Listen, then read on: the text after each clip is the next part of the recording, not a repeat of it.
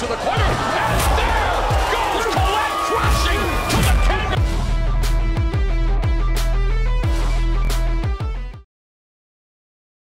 La liberté n'a jamais été accordée librement à qui que ce soit. Jamais. Regardez dans l'histoire. La liberté est une chose qu'on acquiert à travers la guerre, la force, la résistance. Ne restons pas là comme de moutons.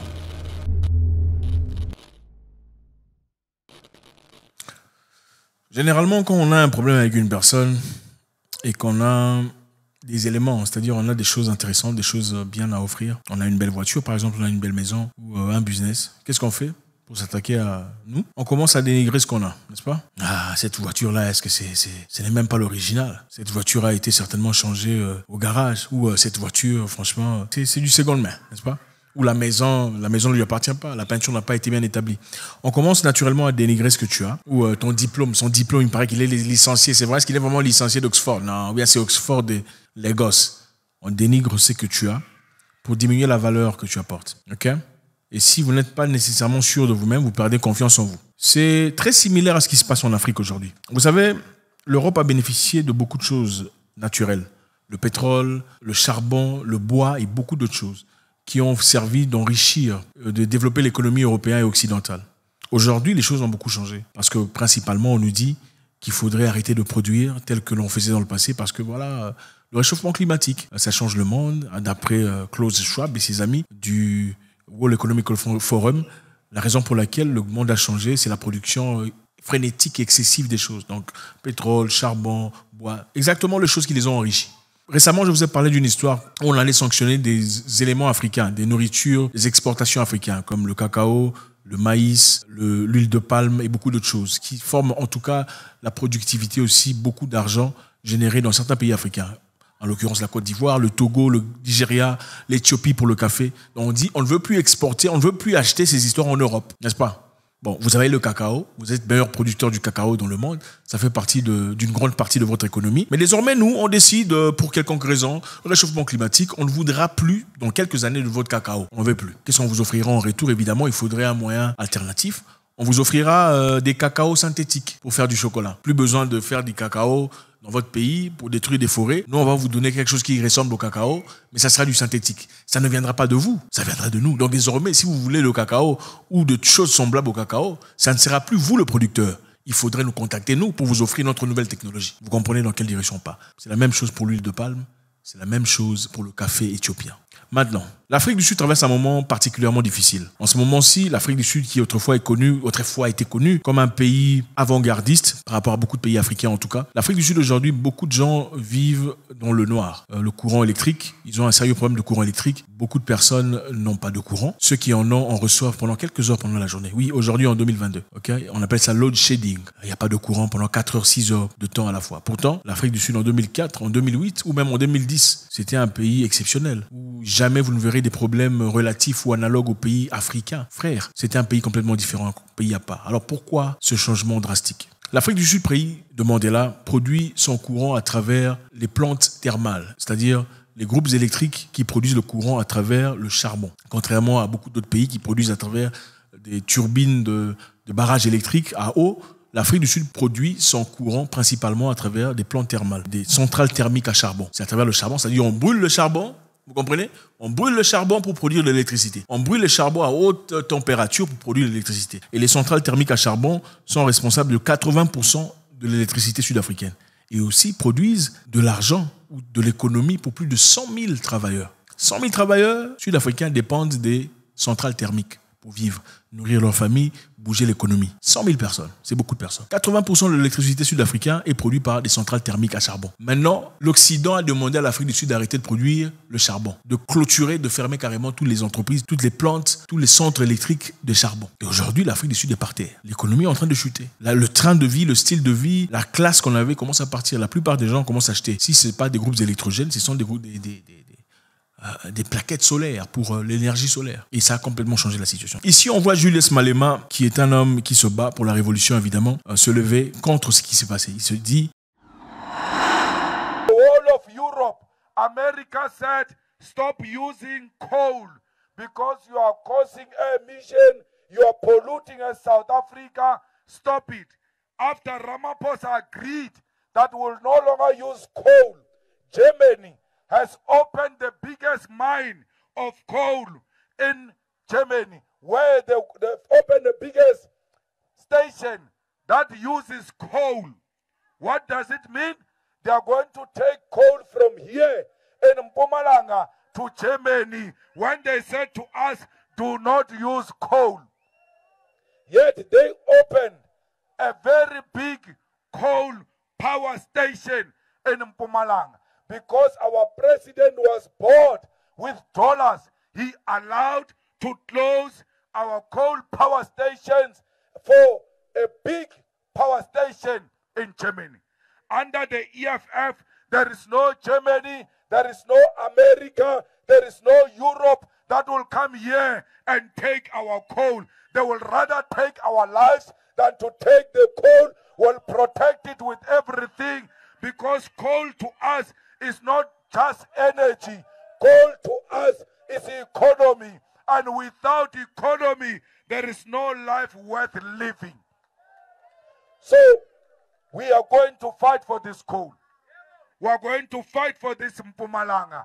We want Mpumalanga to become the best of the best in the whole of South Africa.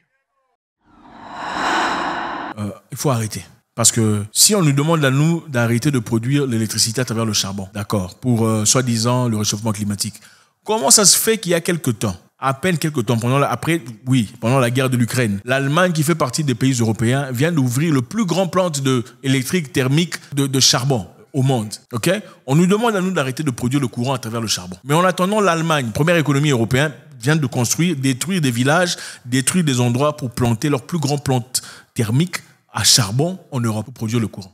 Double standard, n'est-ce pas? Qu'est-ce qui s'est passé en réalité? L'Allemagne dépendait, si vous vous en souvenez bien, du gaz russe. L'Europe en entier, d'ailleurs. 40% du gaz européen venait de la Russie. Après avoir explosé Nord Stream Pipeline, vous vous en souvenez, par certaines personnes imaginaires ou qu'on ne pouvait pas cerner, l'Allemagne aujourd'hui se retrouve dans une position de difficulté par manque d'énergie. Ils ont été obligés de retourner à faire usage d'électricité à travers le charbon.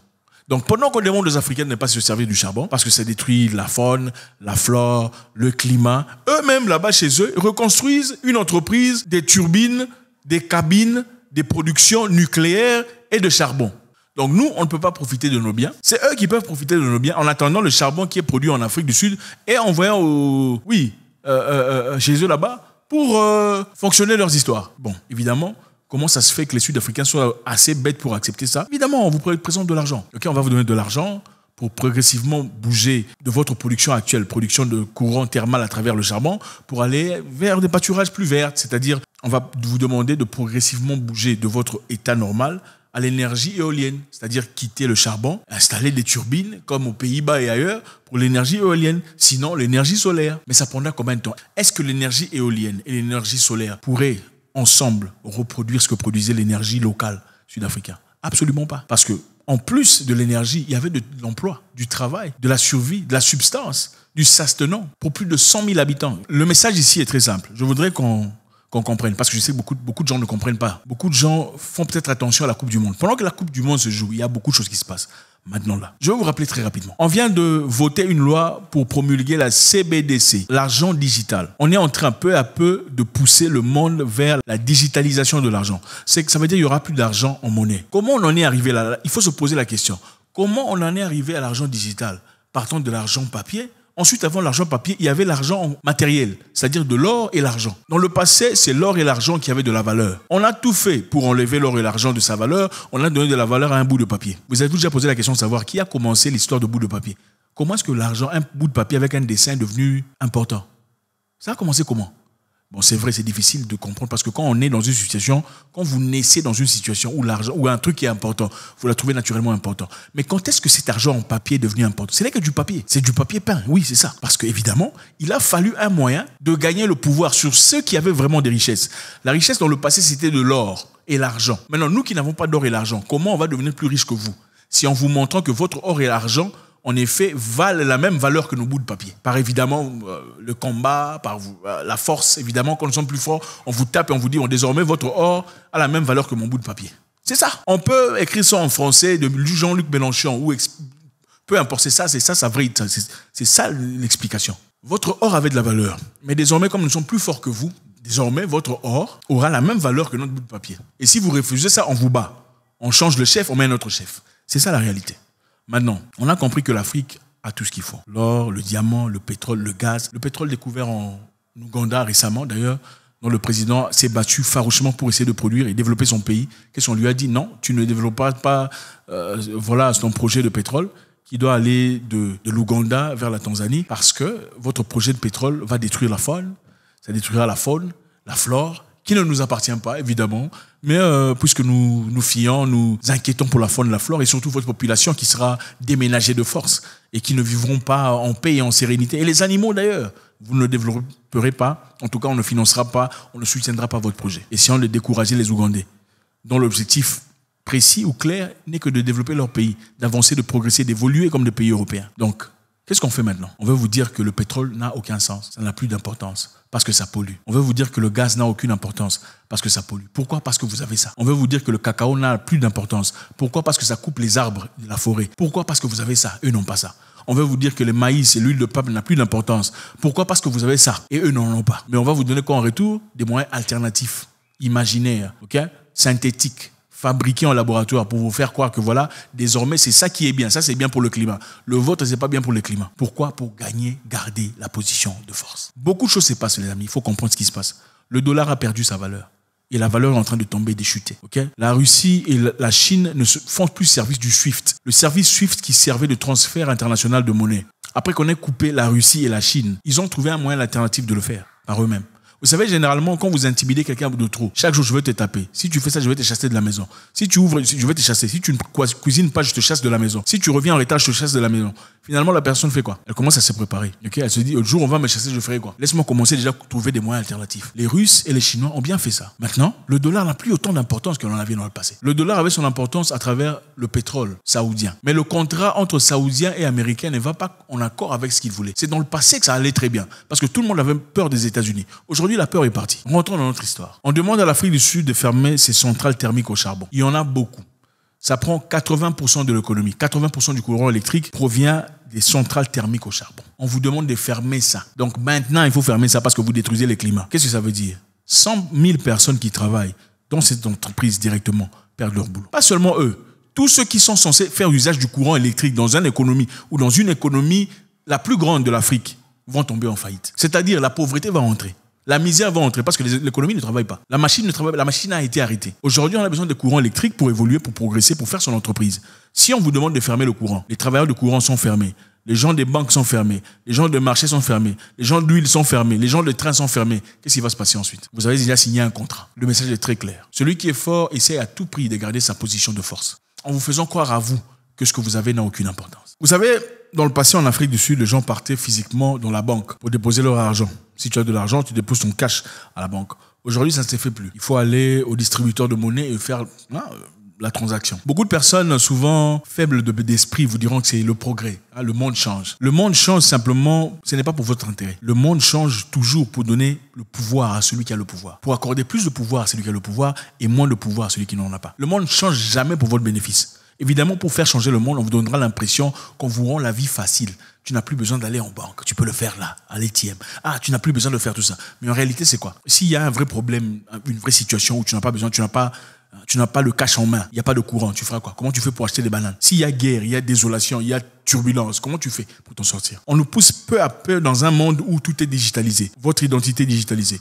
Votre monnaie est électronique. Ce n'est pas de l'argent. C'est-à-dire, si on n'aime pas ce que tu fais, comment tu te comportes? On peut te bloquer. On peut bloquer ton déplacement. On peut bloquer ta nourriture. On peut bloquer tout ce que tu as. On peut te bloquer d'acheter quoi que ce soit. Lire un livre important, un livre nécessaire à ta survie. On peut stopper ton développement. La liberté n'a jamais été accordée librement à qui que ce soit. Jamais. Regardez dans l'histoire. La liberté est une chose qu'on acquiert à travers la guerre, la force, la résistance. Ne restons pas là comme de moutons. Je ne vous demande pas de m'écouter. N'écoutez pas ça que moi que ça. Allez faire vos propres vérifications. Allez jeter un coup d'œil. God bless.